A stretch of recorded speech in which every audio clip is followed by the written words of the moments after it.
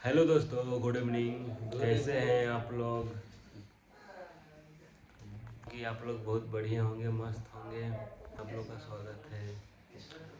आज मेरा जितेंद्र भाई एक गाना सुनाने वाला है, इसीलिए हम आज स्वागत है तो कल भी रहेगा स्वागत। एकदम हम लोग को सपोर्ट कीजिए थोड़ा बहुत। मेरा भाई गाना सुनाने वाला है, आप लोग को गाना कैसा लगेगा उसको बताइएगा जरूर। अभी पहुंच रहे हैं ना, होली फगुआ गीत सुनाने वाला है मेरा भाई।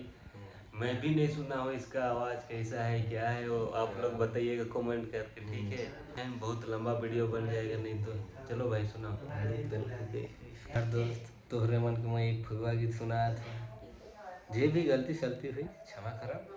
के बाद देखा जाए आगे पीछे। संभरे गर्दा उड़ाए तब। हरि हो अब नहीं जाब रे, अब नहीं जाब गोकुल नगरी सखी। बिना दोषे काना करत झगरी।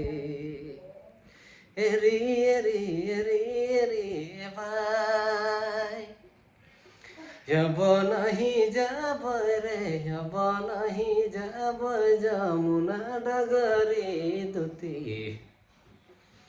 बिना दोषे काना करत झगरी। बिना दोषे काना ओह बिना दोषे काना करत झगरी।